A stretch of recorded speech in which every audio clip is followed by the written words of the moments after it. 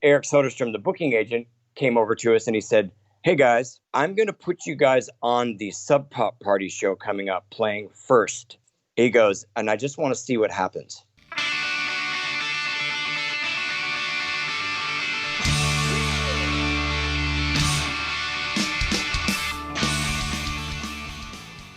Welcome, everyone, to This Was the Scene, the podcast that takes a look back at the late 90s, early 2000 punk scene. I am your host, Mike Doyle, and welcome, everyone, to episode 100. That's right, almost 2.5 years later, we've made it to 100 episodes. So now I can finally get this fucking milestone off my back and take the pressure off. So here's the intro. Sunny Day Real Estate was an American rock band from Seattle, Washington. They were one of the early emo bands and helped establish the genre. In 1994, the band released their debut album, Diary, on Sub Pop Records to critical acclaim. However, shortly after releasing their second album, LP2, or the Pink Album, the band broke up with members Nate Mendel and William Goldsmith joining the Foo Fighters and Jeremy Enigk embarking on a solo career. In 1997, they regrouped long enough to record 2 more studio albums, which were How It Feels to Be Something On and then The Rising Tide, but ultimately disbanded once again in 2001. The band reunited again in 2009, which actually we talk about in this interview, and I saw the show that they played at Terminal 5, which was fucking epic. In 2014, the band released the song Lipton Witch on a split 7-inch vinyl with Circa Survive on Record Store Day. You can go on Spotify and you can hear that song, by the way, or you can go online and you can buy that record. You should probably do that if you are so inclined. This interview is really important to me, and I talk about this really briefly in the beginning when I'm talking to William in the interview. This was one of those bands that introduced me to the sound that to this day I still love, like a very melodic, moody, powerful sound. Like that's the shit I usually gravitate towards. Now, a couple things. The reason why I believe that Sunny Day fits into genre that I'm targeting is because they were such an influence of the bands that were coming out in the late 90s. And then they also put out 2 records in the late 90s. So I just thought that this tied together. Plus, it also was the band that got me into music. So all of these are the reasons why I feel that this falls suit with the late 90s, early 2000 punk scene. Because for me personally, this is what really led me to get into and loving that scene. And that's all the reason that I need. And it's also my podcast, so I don't give a fuck. If you follow this podcast all the way through, I've tried to be very aware of certain milestones and make them meaningful. So obviously the first episode is just me talking. So that's obviously a milestone of just starting this thing. And then right before I jump into episode 30, where I branch out and start interviewing bands outside of the Jersey scene, I talked to Chris Barker, who is still one of my best friends, and he was also in my band, Lanemeyer. And he introduced me to punk music and then the scene and then playing in a band. So that was a huge milestone because I ended the Jersey era of just specifically focus on Jersey with talking to him. And then 30, I branch out and start talking to bands that influenced us and bands that we played with and labels and recording studios. And then 50, I talked to Ricky Saporta, who was a huge part of the Jersey scene. So I brought it back to Jersey. And now at episode 100, this is another giant milestone because I'm talking to the band that was really a giant influence on me. I just wanted to explain all that right now really quickly before we dive into this episode. I couldn't be more happy that this fucking interview happened. And you'll hear me in the beginning freaking out a little bit because I was so excited. So obviously I got William on the phone, the Skype, and I'll just quickly go over what we talk about. My Sunny Day tattoo story, what drumming has done to him physically, what was his scene, how the band got together, Diary's artwork, breaking up right when they were taking off, the song Red Elephant, trying to find inspiration to make music again, recording Rising Tide, working through anxiety, their unreleased album, and a shit ton more. A couple real quick things before we start. Go to houseofmerch.com. You can get 10% off by using code SCENE, SCENE. You also get free shipping. These are all just a bunch of band t-shirts and movie t-shirts, so you should go buy them and support Sean from Lanemeyer. And if you use the code, obviously you get 10% off, but it also tells him that people are buying shit from listening to this podcast, which helps me out. Thank you to all the Patreon supporters who keep this podcast going. If you'd like to support the Patreon, it's $1 a month, which is about 3.5 cups of Starbucks coffee a year. Just go to thiswasthescene.com and there's a button there that says Patreon. You could also do a one-time donation by clicking the donation button and donating whatever you want to. You can also buy merch, and that helps keep this thing alive.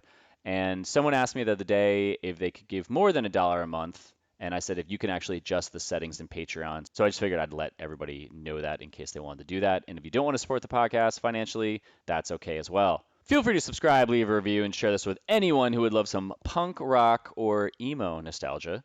With that said, let's get started. So Assertion is the new band, and I just want to just say that in the beginning, because then at the end I'll like have you plug whatever. But how are you guys practicing right now? Oh, at my place here. Because I have seen those videos. I'm like, oh, was this done before all of this? You're talking about the lockdown. Yeah. Well, Brian. So once all that happened, Brian was staying at home, but Justin was coming over here. He was pretty much the only people he was really ever seeing were his kids and us. So yeah, we did a lot of mixing then, and and we just stayed 6 feet apart. That's all. And but we actually have been doing mostly mixing. We just started playing again. Brian came over for the first time a few days ago. Nice. Or a week ago or so, and we played. But we were basically like, well, best thing to do right now is to basically try to finish this record. And so we tracked the rest of the songs we need to track, and then I also decided to retrack a couple songs. So everything's tracked. It's all mixing now. So. Okay. Well, at least you got that, because then you don't, because you have that's your house, and you have your drums obviously set up there. So, yeah. But I mean, drums usually don't really want to do anything later on because that would fuck up everything. Yeah. Could have a stuff days. Dude, so this is episode 100, and I'm so this. Thank you. I don't mean to interrupt you. Thank you again for your patience. Yeah, absolutely. I was actually, I mean, you reach out to people. Everyone's been asking me, like, hey, I'm doing this thing. I need to interview someone. I go, just Instagram message people, because people seem really quick at getting back, and you literally messaged me back like within a day. Yeah, like, and then did the interview 6 months later. I didn't know. Yeah, I know. That's fine. There's one guy I'm talking to right now. I've been trying to book him. I'm trying to get him on this, and I think it's been about over 2 years I've been trying, and he's just like constant, because he was still going on tour and stuff, and we just can't lock it down. But he's like, I'm really trying, man. I was like, don't worry, I'm here. I'm ready to go when you are. But yeah.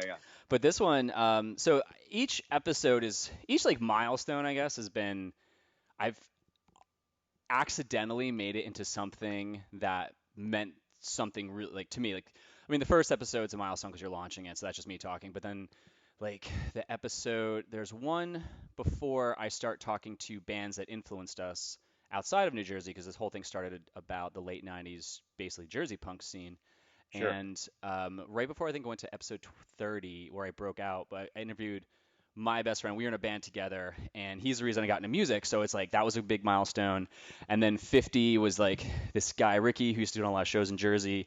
And so when this one came up, people were like, what are you gonna do for 100? And I was like, man, this is like too much fucking pressure. Like, I almost was just gonna get on it and say, hey, this is Mike, this is episode 100, fuck it, episode 101's next. Like, I was just so bummed. But this one's, for me personally, Sunny Day was a huge influence on me. I got, like, my buddy Bob gave me Diary. It was when it was a tape cassette. This is like the early 90s. I think I was 14, and he gave me the record because his buddy's older brother gave it to him or something, and I immediately fell in love with that album, and that album's become huge. And then the Pink album was a favorite, and then How It Feels to Be Something On, and like The Rising Tide. So, like, I know a lot about you guys, and I've been a huge fan forever. And I just wanted to state before we jump into this, because the way I structure this, and I'm talking too much right now, but the way I'll structure is kind of go back in time, talk about how you got into music, talk about the band, like, and all that stuff. But I actually have a tattoo on my back from How It Feels to Be Something On, that album cover. Which painting? The cover. Oh, wow. Which awesome. I found out later on was actually Jeremy's tattoo on his forearm. Yes, he does have that, yeah. So the funny story was that I was in LA, living in LA a couple of years after I got it, and I was outside some club. This is like 2001, 2002, and I'm sitting there smoking a cigarette, and I look over, and he's there, and I was like, "Are you fucking Jeremy Enigk?" I was like, "Holy shit!" I was like, big fan of Sunny Day, and this is like right when you guys were starting to record Fire Theft, I think. Okay. Yeah, it was like before it came out. And I walked up to my buddy's like, "Oh, show me your tattoo." I was like, "Oh my God." I was like, "Yeah, I got this." He's like, "Wow, what's up, you fucking plagiarist?" I was like, "I love it." But and I was Jeremy, oh, like, that sounds like Jeremy's humor. it was just That's funny. funny. But like you were actually there, and I was like, "Hey," I was like, "What are you doing?" He's like, "Well, I'm doing this record like with William and Nate." I was like, "Oh my God, that's cool." He's like, "Yeah, William's actually right over there." And I was like, "Holy shit." So that was pretty much the last time I Where think was that? this was in Hollywood in 2001 or 2002. Okay, so that must have been when we were down there doing vocals and mixing. Yeah. Yeah, we tracked it up in Kirkland at my old house. Yeah. Dude, I love that record. That record and like I said, all the Sunny Day stuff. Like I've been a giant fucking fan. So again, I'm gonna just really want to point that out. I really appreciate it. Thank you. Absolutely, man. So all right, so enough about me fucking talking.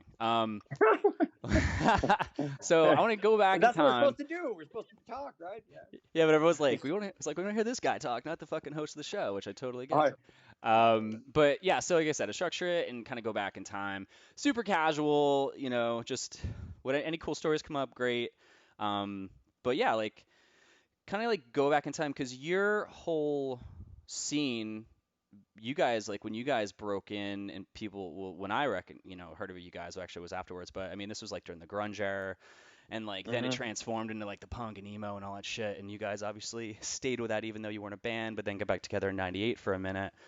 Sure. So back in time though, before all this, like when you were a kid, like what was the song on the radio or like the video on MTV or whatever it was that you heard it and you were like, fuck, I got to pay attention to music? Well, when I was 5, I got super into the Beatles, Earth, Wind and Fire, and Stevie Wonder. Nice. And oddly enough, this weird musical adaptation of War of the Worlds with some of the folks from oh my God, I can't believe I'm drawing a blank on the name. The band that does Nights in White Satin. God, I can't. Oh, Moody Blues? Yes, thank you. Jesus, Yeah. Justin's gonna kill me for drawing a blank on that. But which is a very bizarre record. But so when I was 5. And then also many other records, but those are the ones that I listened to like over and over again, even though the War of the Worlds one actually gave me nightmares. But then when I was in 6th grade, I basically became obsessed with the Talking Heads and had every single one of their records up to that point, which was, I think, Little Creatures was their most recent one at the time. And so I became obsessed with Talking Heads when I was in 6th grade.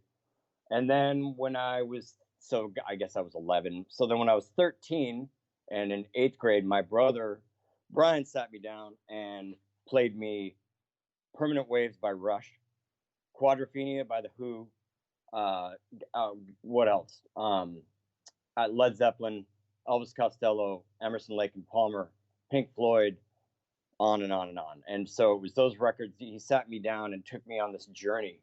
And Yes, and that was another band. I mean, I could keep coming up, bands would keep popping up, but he basically gave me this sort of education and would tell me these stories about Keith Moon and all this stuff. Not the crazy ones, but more about his playing. And he's like, and this is when he did another line of Blow. You're like, go on. No. It was more like my cousin would be there and they said, even when slow motion, they couldn't see sticks move, So anyway, crazy stuff like that. And so like people like John Bonham, Keith Moon, playing wise became my superheroes. So it was always drums though, like drums. That was the thing that caught your attention when you're getting this whole lesson. Yeah. So when I was 5 years old, I wanted to play drums since I was 5. Yeah. What brought that on? What brought that at 5 though? I know I'm cutting you off, but I'm interested. No, that's okay. What brought it on is I always feel weird and silly telling the story, but it's just the way it was, and I'm not saying it was real. But I had an imaginary friend who was a drummer, okay. and that's how I got into. That's what got me interested. I know that sounds really strange. I don't think I'm going to argue with someone in 5 and being like, that sounds odd. I think everyone probably had that. Except mine wasn't a drummer. I think mine was like, I don't fucking know what mine was, but. Yeah, his name was Joey Martineau. Okay, wow. Yeah. Damn, okay. Yeah, I know. It's really strange. I'm not saying it was real. I'm just saying I was 5. And so, yeah, and then also my brother Brian played drums a little bit, and he had an old Pearl set set up down in the basement, and I would go downstairs and I would just stare at it. And one time he sat down and he hit the kick drum, and I was watching from the side. And when the mallet hit the bass drum head, to me that was like the coolest thing. I don't know why, but so yeah, so that's where the interest started, and it never stopped. I never stopped being interested. So I wanted a drum set all the way up until I was 13, and my folks finally gave in and got me a drum kit, and I set it up immediately when I got it and started playing it and just didn't stop. Did you get any lessons, or did you just kind of just wing it? No, no, they attempted to give me lessons, and I went in for a lesson, and he pulled out the handbook, and I was an ADHD nightmare kid, and just didn't learn the same way other people did, and so I knew that wasn't going to work out for me. So I just basically, I wish I would have stuck with the lessons, but I didn't, and so I basically would just set my drum kit up, take my brother's old stereo, and then set the speakers up behind my drums, and then blast these different records, and then try to do what they were doing. At what point did you get to where you were going, okay, I think I got a hang of this? Never. No, I'm kidding. I Still figuring it out. I don't know. I never really thought about it that way. For me, I was it's kind of weird. Like, it was a very, very hyper personal thing, and so it was just this self-expression. I never was really focused on, I'm trying to, be up to someone's standards, or so. I don't know. I didn't really think about it like that. I was hyper focused on expressing myself through that instrument, and that's all I thought about. And honestly, I don't feel like I really got a handle on things that I really needed to get a handle on for me personally, playing wise, until I would say probably around 2007, 2008. Really? I really felt, yeah, it really was that long, to where I got to a point where I was actually learning how to breathe, relax into, because I played so hard and was stiff a lot of the times, especially in shows, because I had stage fright. And so like live, I would always be nowhere near what I was capable of because I was not relaxed. So I had to really learn how to relax. I had to learn how to breathe. I'd also done a lot of damage to my body from an improper approach and hitting really hard, and I messed myself up, and I had to go through this complete overhaul and basically be rebuilt by a rolfer. I had to clean my digestive system, all this stuff. Really? Yeah, I had 7 years of martial arts training to basically completely to bring my body back, to rebuild myself to where I could actually lift my arms over, pass up over my shoulders without screaming in pain. So I want to stay in, like, and go back up to how it transitioned in whatever stage you were into playing in bands. But real quick, I saw you guys play in 2009 when the four of you got back together, the original members got back together, and Sure. I saw you at Terminal 5 in New York City. Oh, So wow. that was one of those moments. I've told the story before, but my buddies, their wives, or I think their girlfriends, no, that their wives at the time, they were standing in front of me, and you guys go on, and I was like, this is amazing. I never thought this. This is like the time when all the bands that I've always wanted to see got back together, and like the Refused got back together, like all of the shit's happening. So you guys got back together, and I was like, and you guys start, and I'm like, this is incredible. And then they're just like talking, and I was like, guys, please stop talking. And then like you guys play, and they start talking. I looked at them, and I was like, I like put my hand above their shoulders, was like, if you guys don't shut the fuck up, I'm going to murder you. And they like walked to the side. I was like, I need to fucking see this. But at that show, because you said 2007, 2008, at that show, had you got to that, was that where you felt like you less tight and you're playing the way you wanted to play? Well, I hope so. I think so. I think so. I had started playing in a band called that we called Brawley Banks, and that's what I was doing before the reunion that Sunny Day did, and that's where I really started changing my approach. The weird thing is the change in my approach that I was going through, and having to go back and play those songs from like Diary and the Pink record and stuff, but still I had to kind of marry the two. It was kind of a strange thing. And so I was still kind of like, when we were doing that tour, I was still in the process of trying to marry where I was as a drummer then, and then trying to go back and readapt those old songs. So That's a I good mean, point. yeah, it was weird. Like, but I mean, I can't even.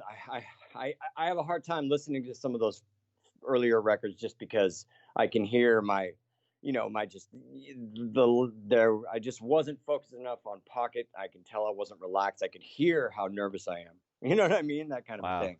But I mean, Yeah, but you it were. is what Yeah, it you is. were like, because I've seen videos, like the music videos, and then seen you play, and like even like the 120 minutes video. Like, there's all that stuff out there. Like, yeah, you were like. Now I think about it, like you did play super tight. Like you Yeah, were. Yeah.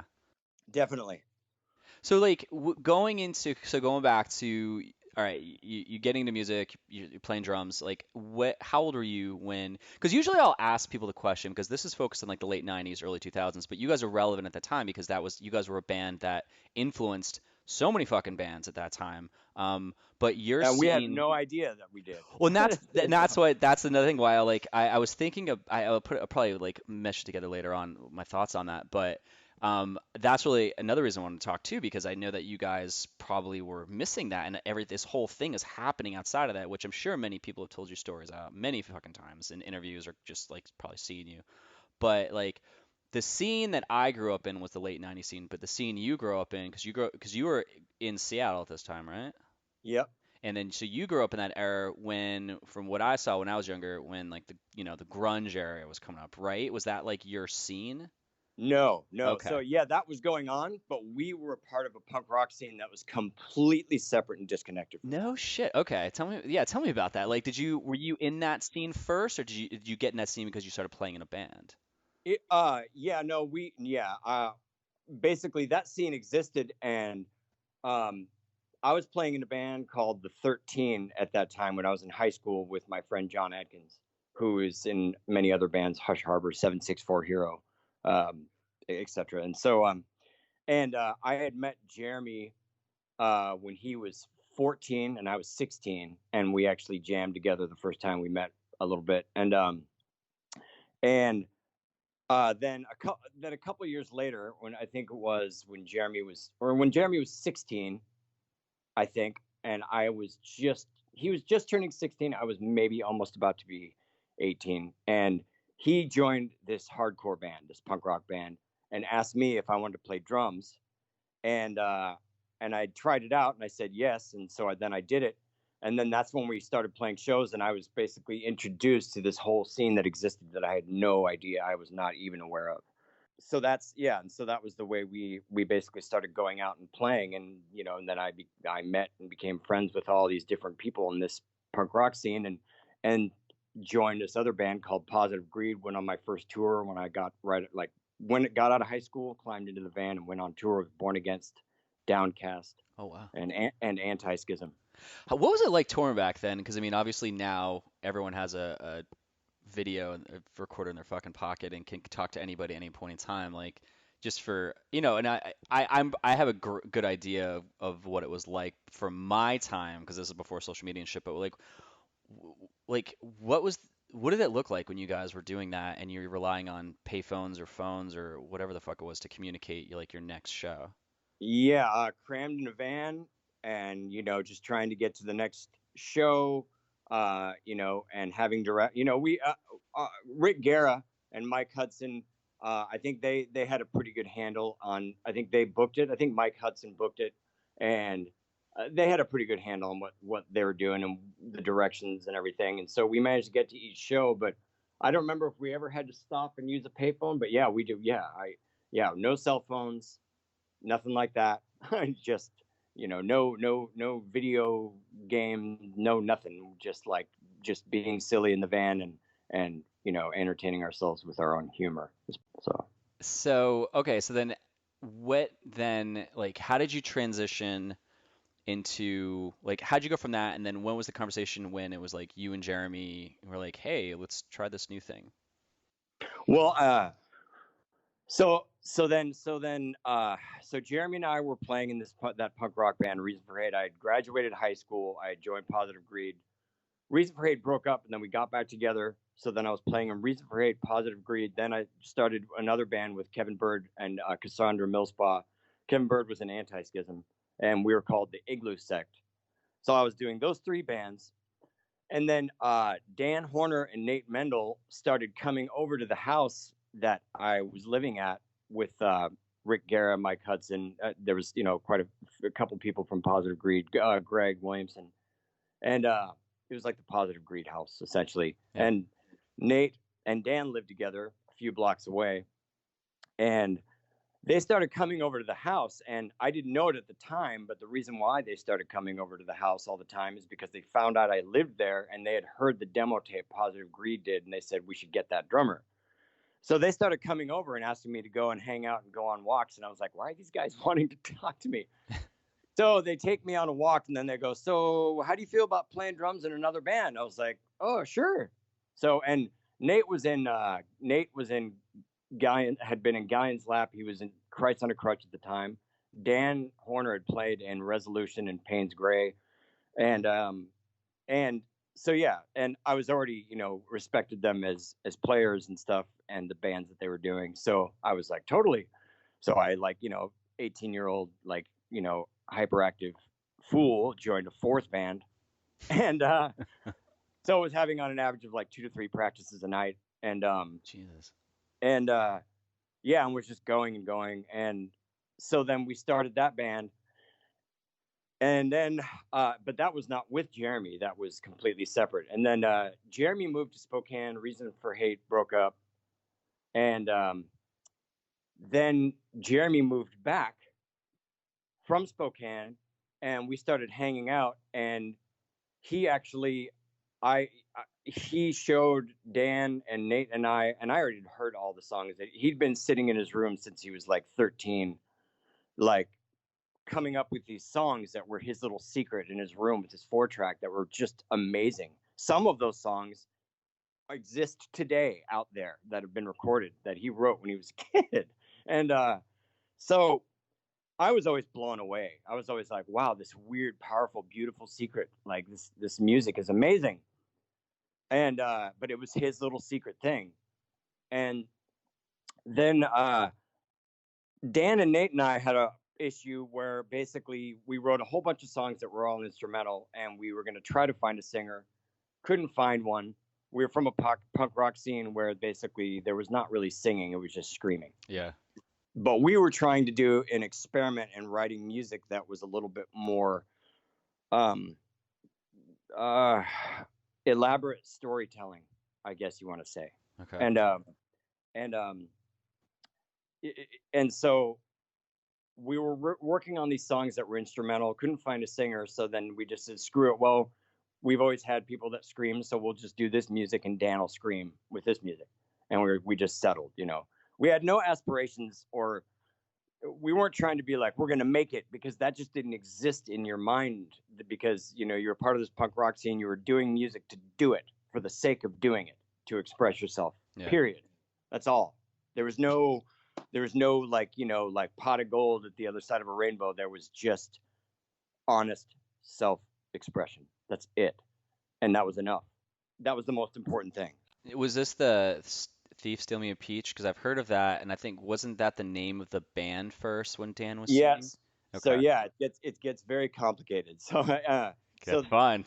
almost Thief Steal Me a Peach. So not really though. So Dan and Nate and I first started. We were called Empty Set, or no, we first were called Everything Was Beautiful and Nothing Hurt, and then we were called One Day I Stopped Breathing. Then we were called Chewbacca Kaboom, and then we were called Empty Set, and then we finally called ourselves Sunny Day Real Estate, and that was still before Jeremy was playing with us. Then Nate went on tour with Christ on a Crutch, and I'd been talking to Nate and Dan saying, Jeremy can sing. We should bring him into the band and have him sing. And Dan was like, no, it's fine. No, it's fine. It's fine the way it is. But he did really like what Jeremy did. Jeremy started. So then we played this New Year's Eve party at a house, and Jeremy opened up playing an acoustic set of his songs, and then we played. Then we did a show in Spokane with Lungfish where Jeremy opened up with an acoustic set. We played, then Lungfish played. And Nate went on tour with Christ on a Crutch, and Dan said, here's what we're going to do. Let's start another new band, and I'll play bass, being Dan, and Jeremy will sing and play guitar, and you play drums. So we were like, okay, that's what we'll do while Nate is gone. So then that's Thief Steal Me a Peach, right there. So Thief Steal Me a Peach was Dan and I joining up with Jeremy and not Nate.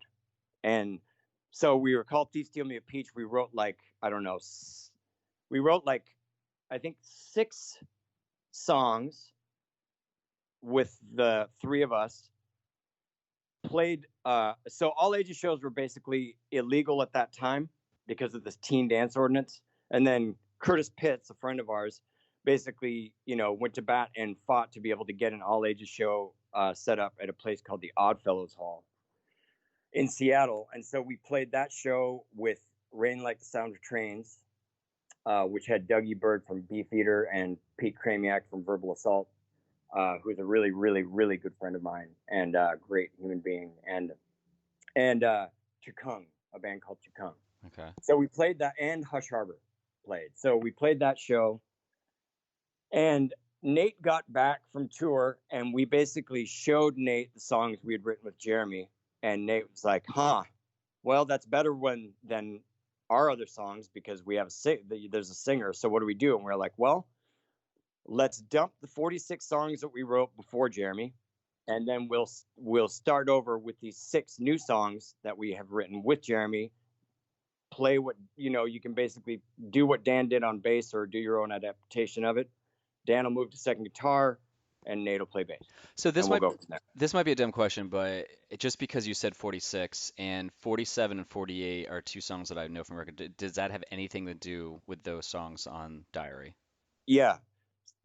So 47 and 48 are it means it's the 47th and 48th songs that we had written since we started the project even without Jeremy. And then the songs 7, 8, and 9 were the 7th, 8th, and 9th songs that we had written since we started with Jeremy. That's so fucking. I'm sure you've probably said this in other interviews and I have not heard, but like for years, there's so many things about you guys' song titles and just even how it feels to be something on. Like there's always like it's a thought that doesn't go anywhere where you're like I know. And so it's Totally like bizarre. that. So it's like even like your song titles, like you guys had a very obscure. And I won't talk. I don't want to jump too far, but like it just seems like you guys had this very like you're really in deep with the shit you guys were thinking. Either that or I'm just overthinking that and you're like, no, it's the fucking 47th and 48th song. Like it's pretty straightforward. But that's kind of straightforward. However, that was so there's a lot of song titles that were my fault. Like Blankets Were the Stairs or like blankets were the stairs. That was me. So they would basically be like, "What's this song called?" And I would throw a title out. And really? It would usually be that. So many times, not always, but many times. So Blankets Were the Stairs was one of those times. 7, 8, and 9. That was my fault. 47, 48, my fault. And my fault. And God, what else? There's another weird one. Oh, Shark's Own Private Fuck. Yeah, that one. When I saw that, when you guys put that other out, when you put How It Feels to Be Something on out on, I was like, oh my God, are they swearing in this album? Like, what steps are they I know. now? Parental guidance. I know. Well, actually, Blankets Were the Stairs is my favorite. That and Shadow. Well, Shadows is an easy say for like favorite song, but like Blankets Were the Stairs were that one I think I've played the most on Diary. There's something about just like that break in the chorus. I was like, holy shit, what is this? Yeah, I really liked that song too. Yeah, it's fucking great. Yeah. So like, okay, so you guys get together and you start playing. How soon after were you guys on Sub Pop? Time is very difficult. I could only speculate, and I would do even a terrible job at that. At sort of like being able to give an accurate estimation as to how long it was before we started playing, where Nate joined in, and then the thing happened with Sub Pop. I can't remember how long it was. Well, were you guys playing like a bunch of shows leading up to that? Like obviously they came to. Obviously, when you're on a label, there's buzz, or you send a demo out and they're like, "Wow!" But like, so you guys had to have been playing shows leading up to that, though.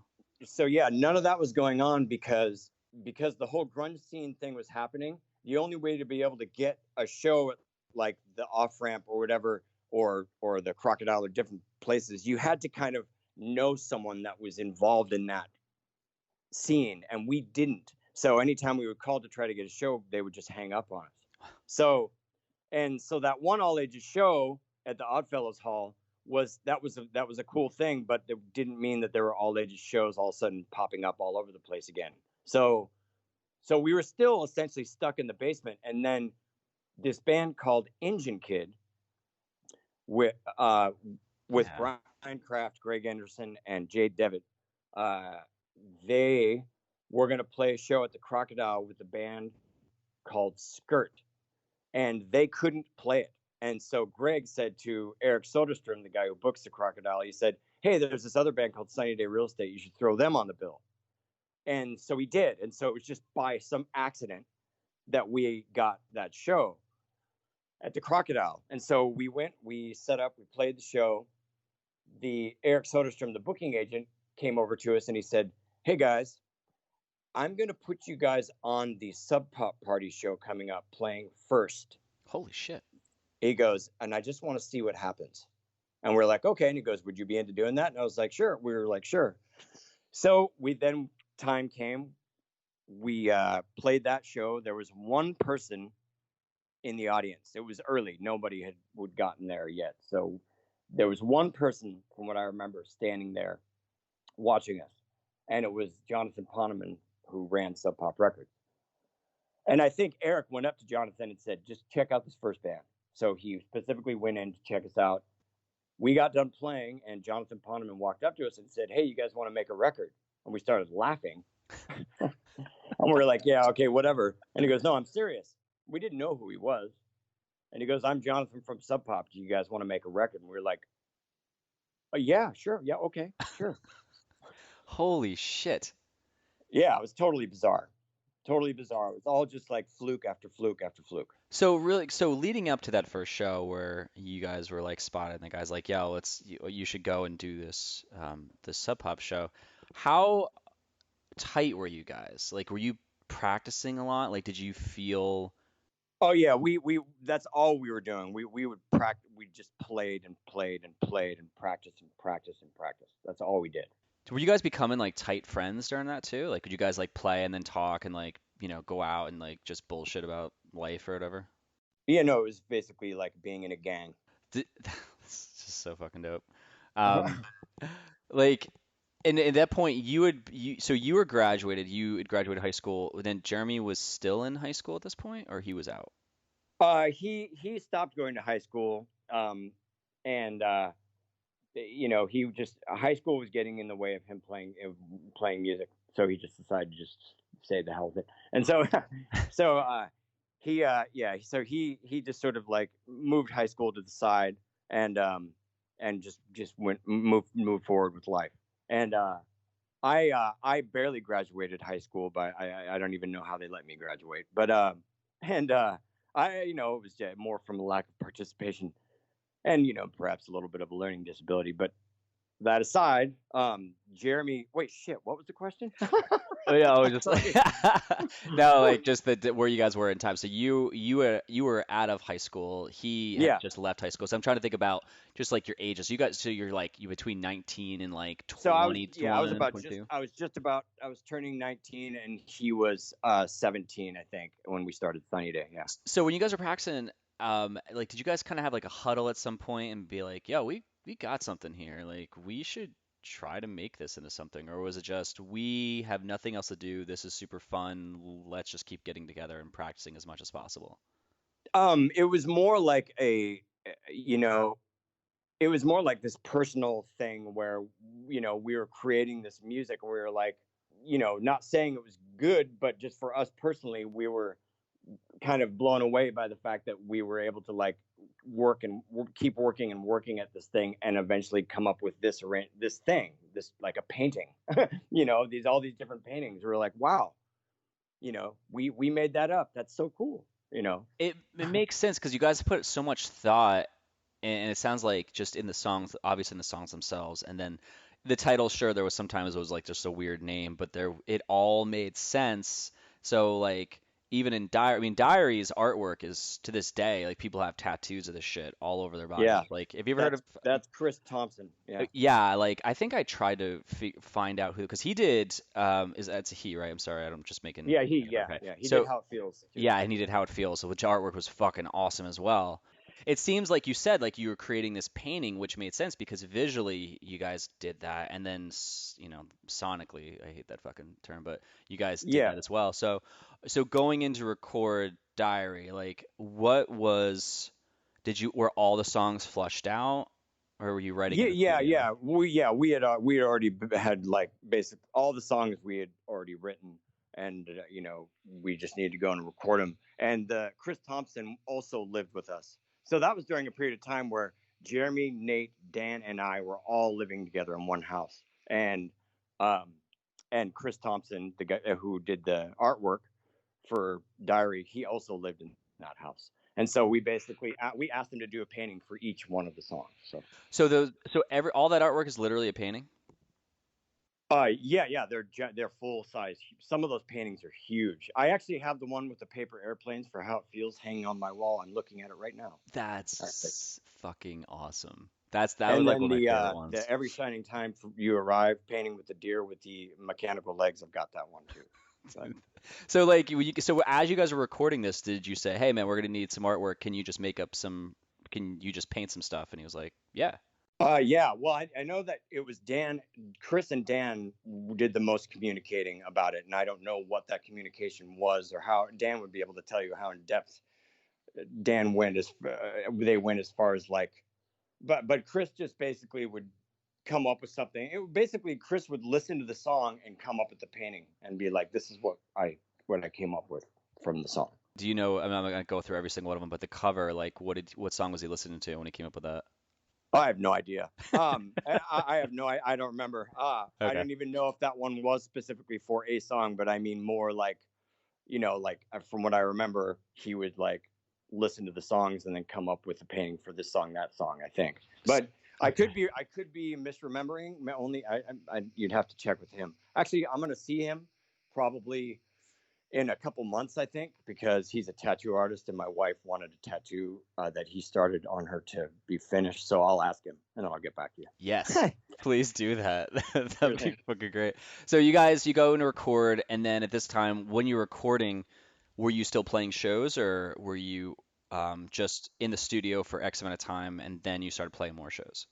So we released a 7-inch record called Thief Steal Me a Peach by whatever, but it was a Sunny Day Real Estate 7-inch and it was called Thief Steal Me a Peach 7-inch. Yeah. And it had the songs, I think 8 and 9 on it, and Kurt Block recorded those. Sub Pop paid to put it out, but it was under our label, but it was paid for by Sub Pop.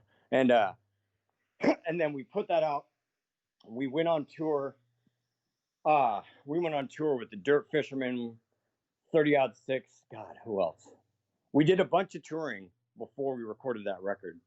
So, and we ended up basically touring. Actually, no, we toured with 30 Odd Six after Diary. I'm sorry. We did a bunch of touring, and then we basically toured out to Chicago, played shows, and then got to Chicago and stayed there and recorded the record in Chicago. And this was like around 90, because you guys, when did you guys break up well, it was like 90, 95. 95. All right. And then when you recorded Diary, because I mean, Spotify says 94, and I think that was right around the time.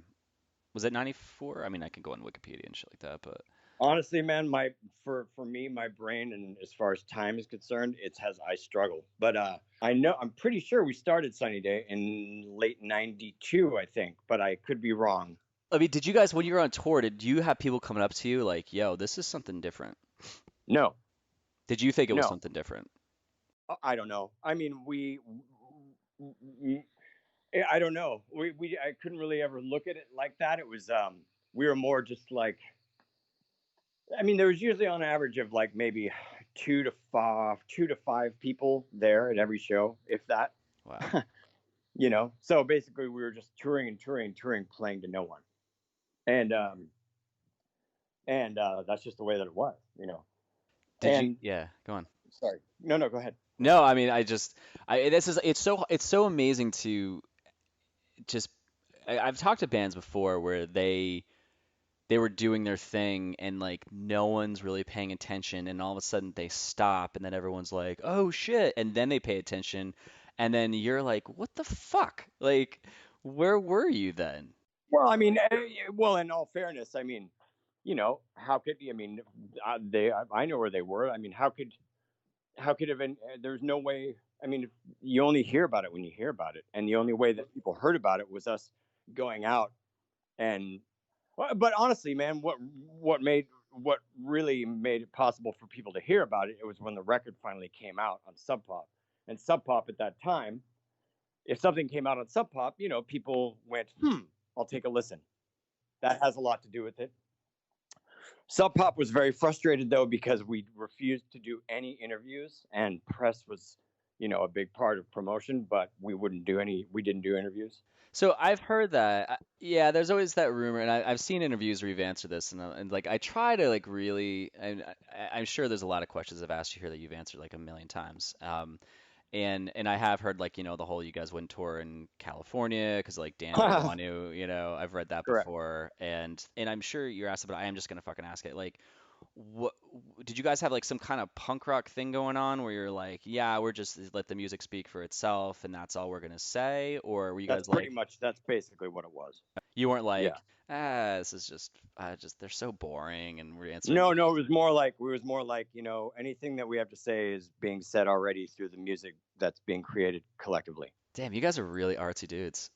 I guess I don't know, or yeah, I don't know, maybe, but So like I know that I've read that as you guys are touring, there was like tension and things like that that bill. I mean, because you guys really did not. so we did all the touring that we did before Diary was recorded. That was it. Then, then, and then after we recorded Diary, we were on tour 30 odd six, and the record came out. Um, and then we didn't do any touring for the Pink record. We actually did our last tour as a band, where we went on the tour but had already broken up and did the tour anyway, was Shudder to Think. Yeah. Okay. And what had happened is, if I'm remembering correctly, we went in and Nate and Jeremy and I tracked the music, our parts for the Pink record, before we went on tour with Shudder to Think. I believe I'm remembering that correctly. And then we stopped, did that tour Shudder to Think. Then afterwards, Dan went in and tracked his parts, and then Jeremy went in and did the vocals. But we were broken up when we went on tour Shudder to Think and Soul Coughing, and also Brainiac was on the first part of that tour. Like, And okay.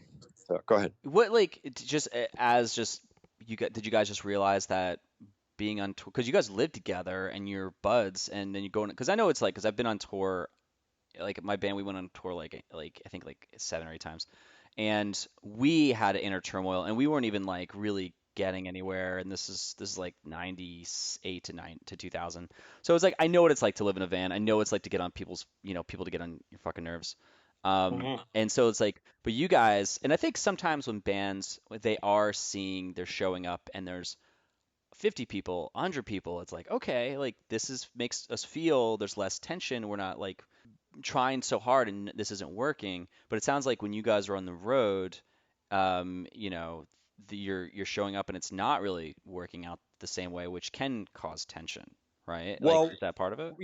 yeah. Well, what's interesting is, um, so for us, it was always worth doing it because we were always just doing it for the sake of creating and the music and self-expression. At Yeah, least that's for me personally. So regardless of anyone ever showing up, for me, it was always worth doing it. I didn't care. nice. So I wasn't doing music to become popular. I was doing music because I had something that I needed to express. So, whether not necessarily for anyone else to hear, but just for me personally. When Jeremy decided that he was going to leave the band and we broke up, we did that tour with Shudder to Think, and it was about halfway through that tour, people started showing up, and we realized that there were some of those people that were showing up to see us, and then there were shows selling out, and Wow. we are like, wow, too bad we're broken up. Yeah, it was really sad because, Oh man. yeah, it was crazy. Like we had some really, really authentic spiritual interactions and exchanges with people that were coming out to see us play, to the point where I actually was brought to tears at one point. Just couldn't believe that I had that experience. And that's definitely a time where I thought, wow, too bad we're broken up. God damn. That's just so crazy. Yeah. So yeah, when we got back from that tour, things were really starting to pick up and take off, but we were done. So it was like, what can you do? Wait, so then how did you guys, and I've read, there's always there's a lot of stuff out there about you guys, and like, I think there was a religious thing that was, as people talk about, like, I'm not gonna go into all that because I'm sure you've talked about it a million times. But like you guys get back and that happens, and then the Pink album, when you guys had broken up, that had been recorded, or did you guys? Yeah. Okay. Yeah, we had tracked that, and I'm pretty sure I'm remembering this correctly, that we tracked it. Jeremy and I and Nate tracked the music aspect of it just instrumentally before we went on that tour, and then after we were done with the tour, then that's when Dan went in and did his parts, and then Jeremy went and did his vocals. I think that's how it happened. I mean, I know for sure that it happened where we tracked everything instrumentally, Jeremy and Nate and I, and then Dan did his, and then Jeremy did his. Whether I'm correct as far as it being tracked before we left for the tour and then finished after, I don't remember exactly. Well, there's such a difference between Diary and the Pink album as far as sound goes. Like, Sure. like, I mean, I think I'm sure people have said that before. Like, why was there such a difference, do you think? I don't know. I don't know if I can really articulate that in any sort of human language. It was always just, for us, it was always just a snapshot of where we were as human beings musically at the time. Yeah. And so you're constantly changing as a human and evolving and growing, hopefully.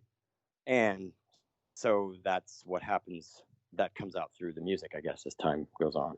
I mean, I will say Red Elephant is probably one of my all-time favorite Sunny Day Yeah. songs. That song is so great. So I just thought about this too, and I was really thinking about this as you're talking, like my brain's kind of going, and your albums really have been this milestone with me in just relationships. And I'm sure a lot of people can say that, but I can pick out song from each of the four albums you guys did, and I can attach that to a time, and it like encapsulates a relationship that I had, and like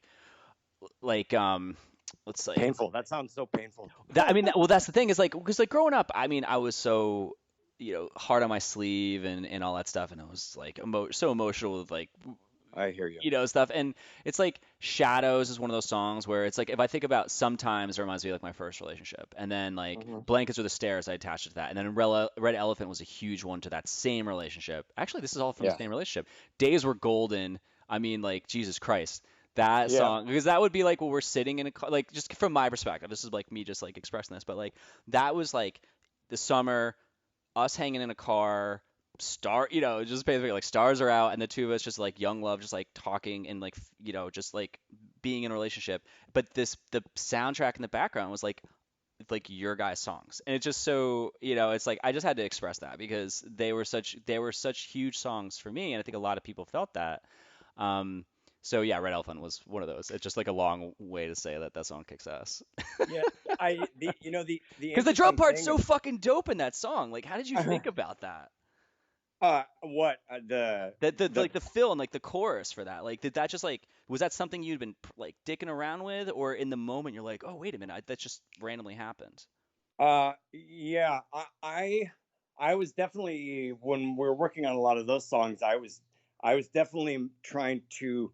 I was definitely had more of a counterintuitive approach towards some of the parts. Because it's a sick drum line. Like, it's so, I don't know. It's just like that was one of the things like that, along with usually it's lyrics or a melody, but that song actually, it's the drum part is why I love that song so much. Yeah. Thank you. I always just thought a lot of the drum parts were that I did for like that song, and a lot of those other songs were just very counterintuitive, very bizarre decisions. Yeah. That's why I love them. They're so like, it's like, how did he think of this shit? And I'm not a drummer. I don't know. I'm not sure. I it was for me. Those decisions were made by doing.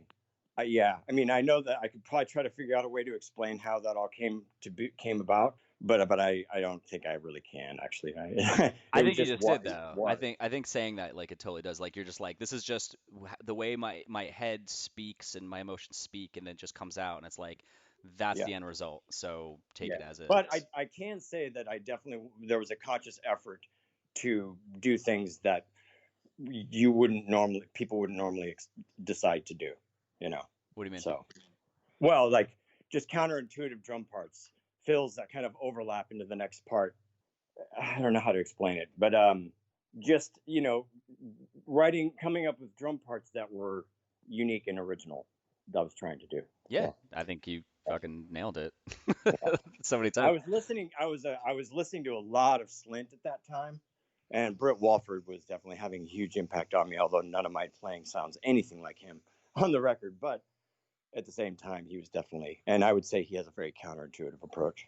So did you find that during this time, well, you kind of answered, but like you are like when I would write like a song, like this is totally different, but like I would hear bands that I'd be like, oh wow, that's kind of I don't say North Star, but that's something I got to push myself because that's so good.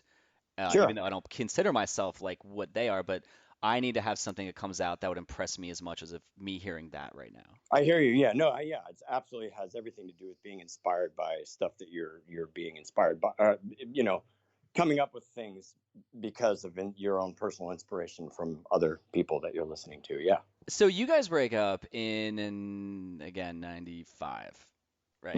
Yeah. And then Yep. this is when I'm getting out of middle school going in, I think I'm in high school at this point, and then I'm finding punk rock. So I'm getting like bands like my friends are getting CDs like Face to Face, No Effects and stuff. And then I had heard of you guys prior to this, so I'm bringing this into the mix with me and thinking like this shit like fits for some reason.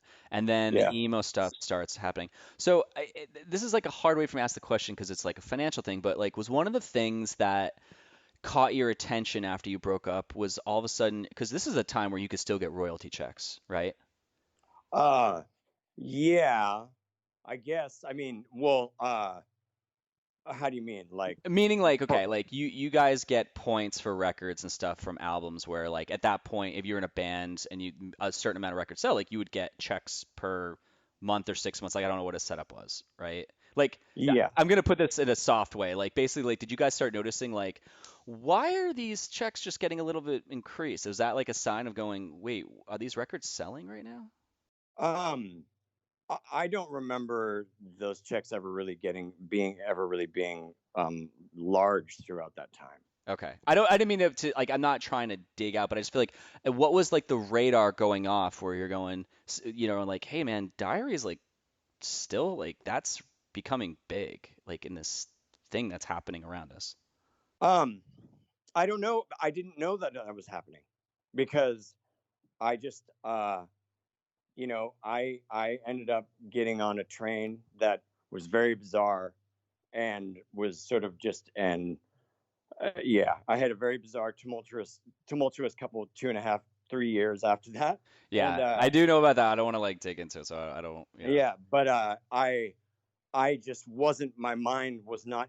People would say to me, bring somebody up to me, and it just didn't quite register. I didn't really process that there were people that were actually listening to it. I mean, I will. The only thing I'll say about like the whole Foo Fighters thing is like when I saw the video of you guys playing, I was like, holy shit, those are like the fucking two guys from Sunny Day. This is amazing. Like I was Yeah, so stoked. I was so stoked about that. But it was an like, interesting thing at the time for sure. yeah, okay. So then then when you guys, because I did read an article in '98 when you guys got back together to do Hatfields to Be Something On, and then you did the live record. Like, what led up to you guys going like, hey, like we should do this shit again. Um, well, so after I left the Foo Fighters, I was pretty burnout from because I toured with the Foo Fighters for 17 months Yeah, you guys went like straight. hard too. And yeah, and there was a whole bunch of fucking other stuff that was just very disenchanting and kind of took the wind out of my sails, etc. And I was very discouraged. I met some folks from Olympia and was going down to Olympia, jamming with some people, essentially just trying to rediscover the fire, I had to try to find the inspiration to make music again. I was fighting for it because I was completely, I just had completely lost all inspiration musically. I was completely disenchanted. Yeah. And so it was Pete Kramiak from that band Rain Like the Sound of Trains that we played that Oddfellows Hall show with as Steve Seal Me a Peach a long time ago. Pete was in Verbal Assault. He was living in Olympia, and he was actually the person that forced me to sit down and play. And we were writing a bunch of songs and working on some music. I played in a project that only lasted a very short period of time with Chris Smith, who was in Carp, and Sean Kelly, but that was short-lived for a few reasons. But that's a long story. And so I was playing with Pete. I was also playing in this sort of like experimental improv band called The Replicants with Justin Trosper from Unwound and Brant Sandino, Aaron Kento Oiwa was in that band. So I was doing all that. I also was doing a little bit of a thing with this band called Loud Machine Point 5 that was from Japan, but that was all happening in Olympia. And it's a long story, but while I was doing all this searching in Olympia, I got a phone call from Greg Williamson, who was the singer of Positive Greed, who also produced Jeremy's first solo record, Return of the Frog Queen. Yep. And Greg was pushing for Sunny Day to get back together. Jeremy and I talked, and then we met with Dan. And so the three of us started meeting at Jeremy's house in Seattle, in his basement, set up, and that's where we started writing How It Feels to Be Something On, and we wrote that there. What was the first song you guys wrote on the record? Oh, you know what?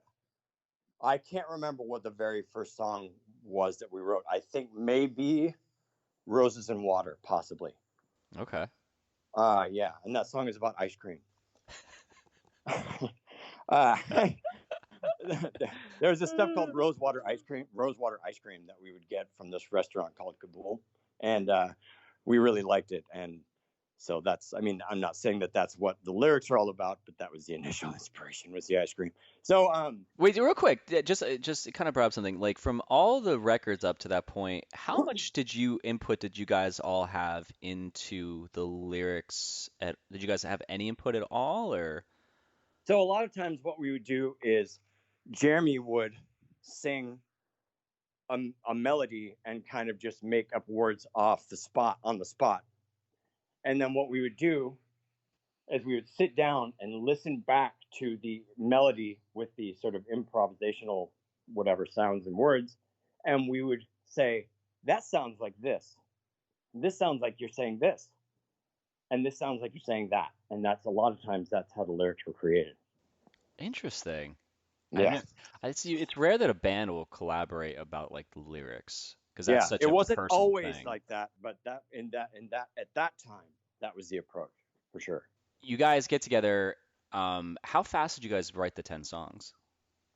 I can't remember exactly. Like I said, time's weird for me. I think it might have been a couple months. I think maybe, but so Nate had decided to come on board to do How It Feels to Be Something On, and so he said, "Yeah, I'll do it." And then we didn't hear from him for months, and we were like kind of frustrated, and actually got to the point where we were kind of pissed. Okay. And we were like, "Dude, what's the deal?" And then just out of the blue, he just calls one day And I was pissed. And he goes, "Hey, we're gonna make a record." And I said, "Not with you." And I hung up. I was really pissed because we were basically sitting around waiting and waiting, no word from him. And he was on tour, with the Foo Fighters still, because he'd stayed after I left. And I think there was probably some tension between me and him regarding that. And anyway, so we decided to make the record without him, and we got a hold of this guy named Jeff Palmer, who Sunny Day had played a show with on the road a long time ago. And he was in the Posies, right? No. That's Joe Skyward. I'm talking about Jeff Palmer. He was in a band called the Mommy Heads, and he played bass on How It Feels to Be Something On. That's right. And then like he left the band short after that, and then you got like Joe Bass filled in. Yeah. Okay. He did. Yeah. Right, yeah. Joe had to learn like 19 songs in 6 days. Jesus Christ. Yeah, and he did it actually. Yeah, because I know that because I read that article and I knew that that guy was in it and he left, and I'm not gonna ask why, but so what was like because you guys came out with this record because I remember it just came out. My friend said, "Yo, new Sunny Days out." I was like, "What the fuck?" And I heard it and it was so different because that's when Jeremy went like really falsetto, and then you guys put the live album out, and the live album you guys made a conscious. I mean, to me, it seemed like a conscious decision to make the majority of that album all of How It Feels to Be Something On with just a little bit of some other songs. That was a conscious decision from the get-go because we were already feeling so different as people, and we were having a hard time going back to try to be the people that expressed the songs from Diary and the Pink record to and we were just where we were at the time, and we were just wanting to do that. So, it took some time to be able to actually psychologically get over the hurdle of going back and sort of readapting older songs like that. But I mean, yeah, we definitely were focused on just where we were at the time, pretty much. Well, I mean, it's funny because in 2009 you guys majority played Diary and the Pink album, and I don't think and then you played Lipton Witch, which I don't think might have had a name at that point. I don't think we played Lipton Witch. We played this other new song. Oh. I don't think we'd written Lipton Witch yet. There was this other new song, and we just called it New Song. And we we hadn't written Lipton Witch yet, I don't think, actually. I think. But it was funny because I love How It Feels to Be Something On, and I love Rising Tide. So, I mean, I was beyond ecstatic that you guys played Diary and the Pink album, but I was like, man, I would really love to hear Tearing in My Heart or One or Disappear, because I'm like, obviously, those are great songs. And usually when a band gets back, so at that point, though, when you guys got back together and did the live album, for me personally as a fan, I was like, oh man, where are the other songs? But then you had the VHS that had a couple of old songs, and then the CD had I think that one had Red Elephant on it. So you had split it up to kind of make it hey, you have to buy both of these now to hear those other songs. But when you guys played that show, how long was the album out? Because you're playing in front of a crowd who you're doing a live album in front of a crowd who knows you, but they don't know the songs. Yeah. The first show that we played when we got back together during the How It Feels time, we played a show at the Moore Theater, and the How It Feels was not out or anything yet, and no one had heard any of the songs, and we only played all those new songs, and I think we played In Circles. That's it at the end, I think. Yeah. And which was kind of God, we were like, God, I hope people don't get mad at us because they didn't know any of the songs, but they were very, very, very, very nice actually about it. So thank you, everybody, for being patient with us being stubborn. Yeah, when I saw it, I was like, that's a ballsy move. Yeah. Ballsy or just, stupid and stubborn. I'm not sure. But, yeah, one or the other or both. I appreciate it. I mean, I now looking in hindsight, I mean, I'm not you, but it seems like you guys are very strong-willed about your what you want to present. So it seems part of the chorus that you're like, this is what we do, and you're like, all right, well, I like the band a lot, so I get it. But then sometimes I'm like, God damn it, I wanted to hear Blankets with the Stairs. Yeah, I mean, okay, so for me, being who I am and where I'm at now in my life, in an imaginary world, if say there was some kind of a sort of, I don't know, say if there was a tour set up to where we went out, whoever it may be, from Sunny Day, like say Jeremy and I went out and with some other players too, or whatever, or it was everybody.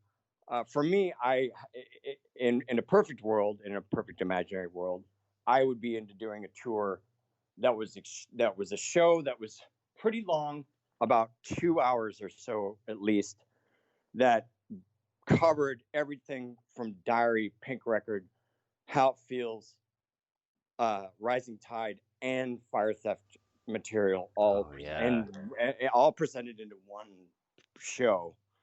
That's what I would do. Oh, dude, I'd buy a fucking ticket for that in a second. Yeah. But I'm not saying it's going to happen. I'm not Yeah, I know. saying I totally get that. I'm just saying, even though you're saying it's going to happen, if the opportunity presented itself, that would be an idea that I had. But I'm not saying that's going to happen. You heard it here first, folks. 2025, sunny day. No, I'm not saying that. Jeremy, do you hear me? If you hear this, I'm not saying that. I'm not. It was just an idea that I would have if presented with such a possibility. That's the only, but that's it. It's an imaginary world. I'm not saying anything. I don't know, man. Like I've never seen a band who writes so many goddamn good songs. Again, this is maybe just me with horse blinders on, and I'm such a fan. But like I do have appreciation. Again, for me personally, but I appreciate music, but they're great fucking songs. But like, so going from How It Feels to Be Something On, what was it like? Just there was like a 2-year difference between that album and then Rising Tide coming out. Yeah, I think so. Yeah, it was like 98. I think 98, How It Feels, and then Rising Tide. Because Rising Tide came out about the year my band had gone on its last tour. And I remember that because that summer leading up to it, I was working some shit like temp job, and that CD came out. My friend Amber Payne from Chicago, I know she's listening to this interview. I think she had told me about it, and I think she sent me, like, either she bought me a copy and sent it. I forget how I got it. And then I was just listening to that all day long in the shit job I was at. And then I worked landscaping, and I was like, I think this is like when I literally had to have like a tape cassette. This is before like iTunes and crap. So I was listening to Rising Tide that entire summer because I was like, this is so good. Like, I mean, How It Feels to Be Something I was like was such a shift from Diary. And Diary going to the Pink Album. Pink Album was like, there was a big difference between that and Diary, but then like How It Feels was such a difference because it's vocals. But then Rising Tide came out with this like big fucking sound that like I'm just gonna ask, like, there's such a difference in that. Like, were you guys listening to, like, what created that record sound, I guess? Being where we were as human beings at that time, I guess. And then also, we worked with Lou Giordano, who was Husker Du's sound man, and he also produced that Sugar Copper Blue record, Bob Mould's band Sugar, and then also he produced the first two Bob Mould solo records, which was Workbook and Black Sheets of Rain. And so we worked with Lou, and that was in Woodstock, upstate New York. And we were surrounded by like 5 or 6 feet of snow the whole time. And we were in this little house that was right next door to this old church from the 1800s that had been turned into a studio. And so we would walk through the snow every morning noon, and basically walk over there and track. And that was a 3-month long period of working on that record. Is that where you guys got the promo shot? Because you guys were in like the woods, I remembered, for that, and you had like heavy jackets on. It just seems. I think that was somewhere in that was when we were mixing the record. We mixed the record in Vancouver, BC, Canada. Oh wow. So I know we tracked it in New York, and then we mixed it in on the other side of not the United States, but we're in Canada. But you know what I mean. That was in the woods in Vancouver somewhere. But like you guys at the time, like you're touring too, like just here and there through those 2 years. Again. Yeah, I can't remember. I know that we didn't tour from when we started working on the record and until we finished mixing it in Vancouver, BC. I don't think we played any shows at all through that period of time because we didn't even have a full band. It was just the 3 of us. Oh, so really? Jeremy, you guys didn't have any like backup, like? Well, no, for the record, Jeremy played bass. Yeah, that's right. And so it was just the 3 of us. So then once it was done, we had to, basically try to get the band together to the shows and stuff. But right when the record was finished, the label we were on, Time Bomb, which was a subsidiary of Arista, they got dropped by Arista. So they basically were like, the record's going to basically be put out, but there isn't going to be anything put into it. Oh, There man. nothing. It's just going to exist so out there, kind of. But there isn't going to be any kind of, we're not putting any money into any kind of promotion at all. You guys are on your own. So yeah. But we managed to do some tours for the Rising Tide regardless. How were they? Like, how were those tours? Were they like good shows? Like big shows? Yeah. People came out. Nick McCree from Euphone. He was also with Ryan Rapsis, and also he was in Five Style. Not Five Style, Heroic Doses with Billy Dolan and Ryan Rapsis. And they were really great friends of ours. And then Greg Saran, who we met through Nick McCree, came in to play extra guitar for some of the more textural stuff that was on the record. Were you guys actually playing like stuff from Diary and the Pink album on that tour? Or those tours? I know. I'd have to look at a set list, but I know we were playing like 8 and Pillars, and yeah. So there was a mix of we definitely were throwing in more older songs, but not as many. We weren't playing like I don't know. I know we were playing 7. I can't remember, but we weren't playing everything, but there was a reasonable mixture of all the different songs. This is the thing I wrote down before. What is that sound clip in Tearing in My Heart where the woman's like, "Here's some kids. Do you want to hear some kids? Listen." That's been driving me nuts since I was 18 years old or 20 years old. Oh, well, I have the answer. Thank you. That clip is my sister, who was killed shortly after the clip, a couple years later. But I believe it was in 1979. She was walking in France because she was going to school there.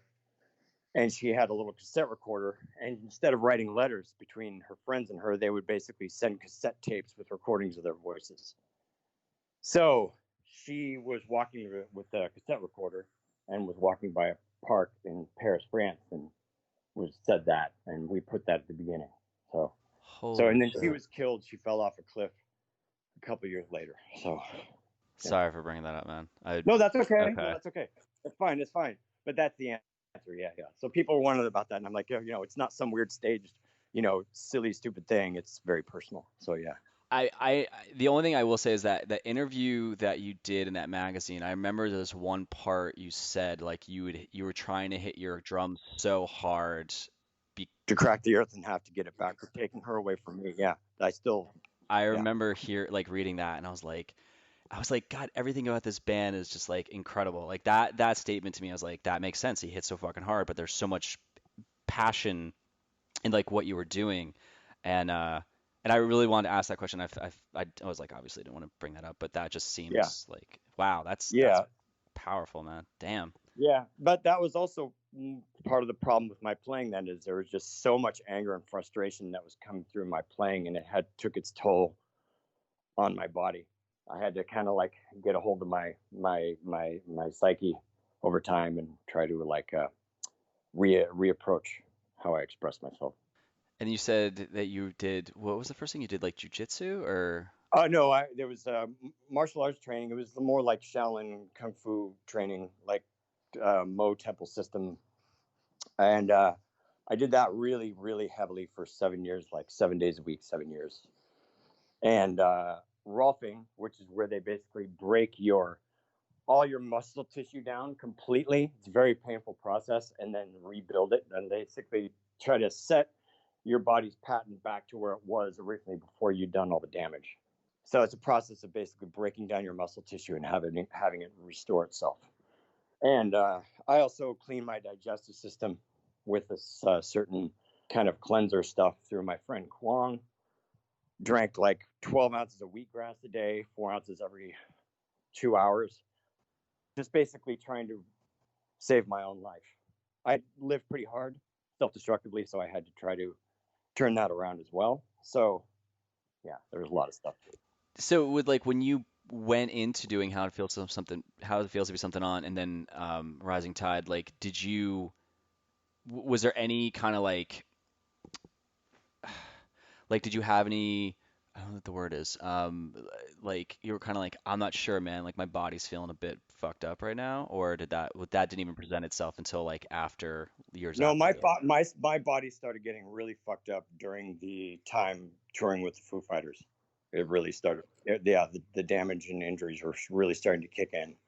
Carpal tunnel, everything. Well, I mean, you guys are So playing that was like different. every fucking night for, like you said, 17 months, right? 17 months. Yeah, Yeah. yeah, yeah. It was crazy.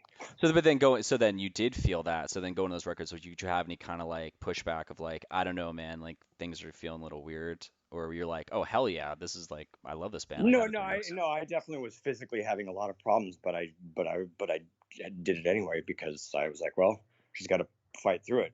So, but it wasn't until after Rise. It was during the fire theft period where the martial arts training had started. I had quit drinking completely. Was turning everything around, Yeah. things like that, and trying to like heal myself. So. God, this is like inspiration for me. I'm just like, man, I just really enjoy going out with my friends, but I think it's like fucking me up in my Well, I mean, 40s. I don't know. I don't have any sort of. There's nothing wrong with doing that. It's that I wasn't doing that. I was literally committing suicide through drink. I mean, I was drinking. I was living very self-destructively. I wasn't just having a good time. I was medicating myself, you know, and also the other reason I knew that I drank is because I had panic disorder, like serious, severe anxiety that I was diagnosed with. And so I finally realized the reason why I was drinking like that is because 3 beers in is when I finally felt like I stopped feeling like someone was trying to choke me or my lungs were collapsing from anxiety. Once I got an understanding of that and then started doing things to try to attack that anxiety issue, the drinking disappeared. Yeah, I'm just gonna just share this like 6 years ago. 6 years ago, I was like married and I got separated suddenly. My wife like left me, so I didn't I'm like sorry. I went into, yeah. I mean, it's like, happens. I think percentage is gigantic, but I didn't know I didn't know what a panic attack was, and I didn't know what real anxiety was until like 4 or 5 months later. I was constantly tired, and I would wake up and have to take like a 10-minute nap after sleeping for 8 or 10 hours. And I was like, this has to be my diet, this has to be this.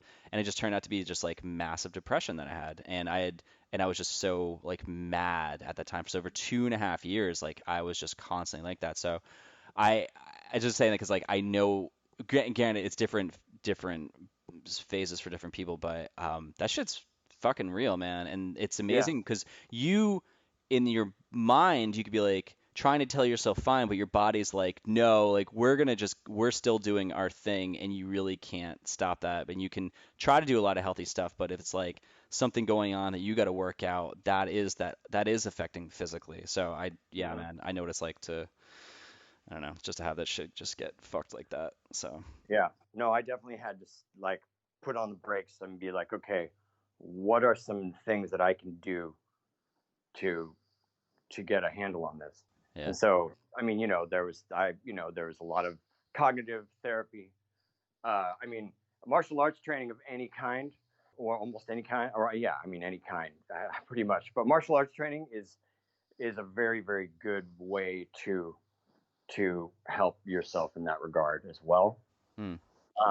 That definitely had a huge, huge impact. Turned me into a man, is what it did. I think So it's just good, just, obviously there's no way I'm going to press on that or like go deeper, but like I think it's just good for people listening because, the majority of the audience listening to this is probably like, late 30s, close to like 50s and stuff. And I think there's people listening out there that probably are going through some, shit. So I think yeah, just hearing that and hearing you can get out of it, it's just, sure, it's not the point of this conversation, but since it's like it opened up a little bit, I think yeah, some people might go, dude, like that actually, I didn't know that was a possibility. So yeah. And when I say martial arts, I'm not saying fighting. I'm saying the process of the training that you go through, so you can learn to not have to fight, and you start sort of like getting a handle on the inner struggle. You know, yeah, that's the yeah, yeah, yeah. so, Oh, yeah, totally. Well, cool, man. Well, I just want to just real quick. So then, when you guys did play the 2009, actually, no, real quick. What was like? This is gonna go in a different direction. I'm not gonna like have it go too far, but what was like van life like for you guys? It seemed like it was a little tumultuous in the early days, but then you guys had Take Two in How It Feels, and then Rising Tide. Like, and that the second part of it, like, what were you guys like together touring around, like behind the scenes? Well, so like when we were in a van or when we were wasting money on a bus. Okay, either. Touring in the bus, I mean, it was slightly necessary at the time because as opposed to having 5 people with us, we had 13 people. So, we kind of had to have, a bus. But unfortunately, when you get a bus and tour in a bus, any and all money that you make from that tour pays for that bus. So pretty much. So, Jesus. and we're not in it to make money, but I mean, one does have to eat, so we didn't ever really there was no like fist fights or anything that broke out or anything like between us, either in a van or on a bus or at any time. I mean, there was tensions and things and perhaps some arguments, but not anything super serious, I guess. Well, I guess I'm just trying to say is like you guys are such the sound you guys create is such an intense, big sound and like a serious sound. It's sometimes I think like usually outside of that, either people really live that or they're like really just goofy people, and it's like you. I'd say it's both. I mean, there was a lot. I mean, I can speak for myself only, but I'm pretty sure I know Jeremy identifies with this. And but I mean, yeah, there was a lot of trauma throughout life that one has to try to process, and the traumas don't stop; they keep coming. People don't stop dying.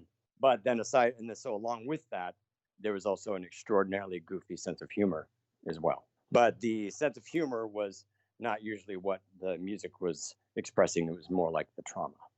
Yeah, yeah, that was very clear. Did you guys pay attention to any of the bands that were coming out in the late 90s that were that emo sound, like bands like Mineral or Texas the Reason or Knapsack or Braid? I We didn't actively not pay attention. We just it was they were brought to our attention, you know. So we started hearing about them because people were coming up and saying, "Hey, you should check out this band." I got a tape in the mail, I think, from someone from Mineral with a cassette tape that said Mineral on it because they sent me some stuff a long time ago. I think the thing that we struggled with was it all being called emo because we were like, whoa, whoa, whoa, huh? Wait. We're like, wait a minute. Wait, what? Why is everyone calling this emo? Because in the punk rock scene that we were from, if someone called someone emo, it was usually meant as an insult. And so we were like, wait a minute, why are they calling this emo? So we had a different take on it. But I mean, the original the phrase or whatever, the name emo came from, I think it was an article that was being written. Was it about Right to Spring originally? Yeah, I think so. Where they used that word, I believe. And so, and then of course, but then ironically, Right to Spring definitely was a big influence on Sunny Day as well. And then why, and just a couple more questions, I'll let you go. Why have you guys were writing, so you had the new song and then you had Lipton Witch, which you put out as a split with Circa Survive, which is a band that I absolutely love. Yeah. What stopped you guys from writing more stuff? Nothing stopped us. We had tracked, so I'm going to have to navigate cautiously around this. So is this going to go on with like your 2025 tour that you're going to do with all the No, what I mean is try to be respectful of others involved as far as the circumstances that led to the Sunny Day record that was supposed to be finished in 2010 not happening. We essentially tracked 7 songs for that record musically. The only song that had vocals put on it and was released was the Lipton Witch. From where I was sitting back then, we went down to California to where the Foo Fighters studio is, and because that's where Nate wanted to do it. So after the reunion tour, we went down there. I know we were playing Coachella. It was a rough time, kind of, because I had an ear infection right before we had to get on the plane, and so then we got on the plane, and my left ear exploded, and I'm 70% deaf in that ear permanently now. I was in a lot of pain when we were down there tracking the record, and then also when we were rehearsing for Coachella. But we tracked 7 songs. Then I got a call from Jeremy and Nate, I believe. I think there was a conference call, and they said, "Hey, we're going to have a conference call tomorrow at 3:30 about finishing the record." And I said, "Okay." Next day came, phone never rang, and then I never heard anything from anybody since. Like you've never talked to anybody since? No, I have now, but it Oh, was about 5 or 6 years before I did. So I okay. was it just disappeared. Basically, something happened, and there one thing led to another, to where basically the record was abandoned. I think I did read that. I think I have heard about this now that I think about it. Okay. Is there a And I never really had a full understanding of why that record was abandoned, really, until like 6 years later. So is there a possibility of it coming about around, or if not, is there a possibility of you guys getting back together and being like, all right, let's do other songs? I just don't know. I have no idea. I just don't know. I don't know. I have no idea. As far as getting back together, like Dan, Jeremy, Nate, and I would say 100% no. Most likely not. But I just don't know. I have no idea, because there's things that I've been like, oh, that'll never happen, and then they did. So there's no way to predict the future. But I just don't know. I was very frustrated, because I personally felt like that was going to be the best Sunny Day record as of yet. Wow. And I was very, very upset that it was abandoned. But I've had to just let it go. I've had to let it go. So I'm just gonna ask this, and you don't have to answer if you don't want to, but I'm just asking more about like the sound, the style. Like, would you have which record do you think you would have compared it to, or like little parts from? I don't know if I could objectively answer that. I think someone else who's heard those tracks probably could.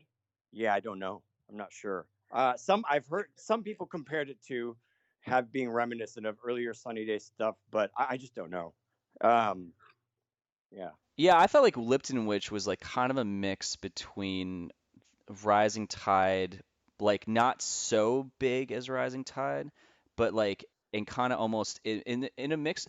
I felt it was like between the Pink album and Rising Tide. That's what that song sounded like to me. Like it would have fit Yeah. in between the two of them.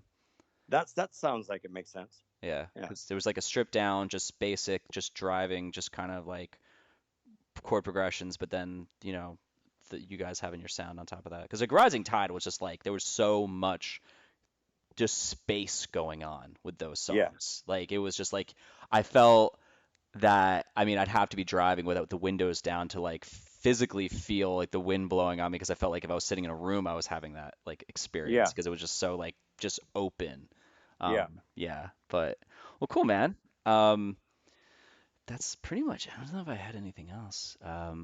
Oh, one more. Yeah, one more question asked last two. There's a famous photo of you guys playing. This is black and white photo, and it's on the top of your Spotify page, and it's like Jeremy's singing. Nate's got like this long hair, and you guys are wearing like suits or Suits? something. Yeah, like that was like the only image I can find in like '97, because this is when the internet was starting to pop, and I was like trying to like research you guys. I was like, what do these guys look like? Like, what is it about this band? And I remember this photo. This came up, and I actually had it as like a background photo for a while, because I thought it was so cool. Because I was like, wait, they're playing in suits and like the sound.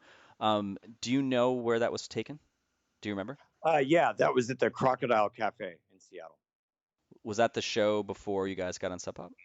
No, that was I think that was another Sub Pop showcase show that we played, but that wasn't the Sub Pop show where we first got were seen by Jonathan Hyman. It was more like after we were already on Sub Pop.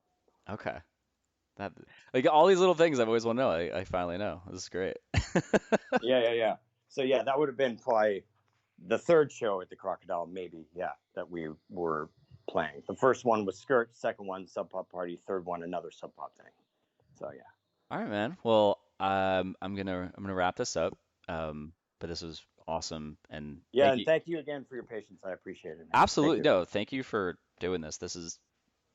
I'm very excited that you Sure. did this. All right, so this is, I don't know how I usually ask this. Actually, well, first of all, what do you want to plug before I ask the last question? Oh, plug? Yeah. Um, uh, Peace, man. I want to plug peace. No, uh, Okay. I want to. I mean, well, yeah, sure. There is that, but well, I guess what I'm doing right now is a project called Assertion. So I basically walked away for 9 years and was basically busy, trying to figure out how to find ways to feed my family, and um, uh, and really was almost hiding from music, like avoiding it. And then it got resparked by Justin Tominga, who has a band with his kids called Pig Snout, and I was very inspired by what they were doing. And so, and I have a son who is autistic. He has a son who's autistic, and he also teaches music to autistic children. And I was very interested in learning about that approach and his experiences. And then we just started playing together, and now we're working on a record. We've got 11 songs tracked and 5 mixed. We still have to mix the rest. So. I think that like when we first started talking and you just like text me this song, one of your songs, I was like, wait, I don't think he sent it to the right person. And so I listened to it. I was like, dude, this is awesome. You're like, thanks. I was like, oh wow, he actually did send it to me to like see what I thought. So I thought that was Yeah, really cool. And then you like yeah. you'll sometimes do. I mean, Oh no, if you want, so there's a song called "Supervised Suffering" that I think I sent to you. You can play that song if you want. It's up to you. okay, yeah. You don't have to. I just You didn't. don't Well, have I to. didn't know like because you're like you've been sending me like a bunch of songs and I didn't like in saying this. I don't want your band to hear and be like, what the fuck, man? No, yeah, no, it's fine. No, no, they know that I sent you those tracks, but Okay, the okay. song I wouldn't play that song "Set Fire," but I would. But the song "Supervised Suffering," if you want, you can play that. That song we actually is available on Bandcamp. Okay, so yeah, how can people find you guys? Just, I mean, I'm sure they can just Google Assertion, but because I know Yeah, Assertion. I think it's like Assertion Band or Assertion Bandcamp, and it'll pop up, and we have a few songs on there. And the most recent one would be "Supervised Suffering," and we're pretty happy with how that turned out. awesome. And but yeah, so we're basically, primarily Justin basically is literally trying to learn how to produce as we go. Like we're like basically learning how to produce our own record as we're doing it. So Well, it sounds good, man. So thank you. when you sent it to me, I was like, wow, that was really nice that you sent it. So I just want to say I appreciate it Sure. that you sent it to me. Yeah, no, thank you for taking the time to give it a listen. Yeah, man. All right. So last thing, this is gonna be interesting because usually the bands I'm talking to, we're talking about the scene, the punk scene at the time, but like it's like usually the late '90s scene, but from like your scene, hopefully this question makes sense. So I would just ask like, what scene ethics do you hold on to this day? Um, well, I mean, I guess scene ethics. Well, I mean, so, okay, Fugazi, their approach and the way they did things to me, that is like the most powerful thing that had ever been achieved by any band. They were always authentic and true to themselves all the way through, unwavering. And I hold them as like they're kind of like the at the top of that mountain as far as the most ethical approach. That's what I believe. Yeah. So but it's very difficult to pull that off, but they did it. So I guess that would probably be the best way to answer that question.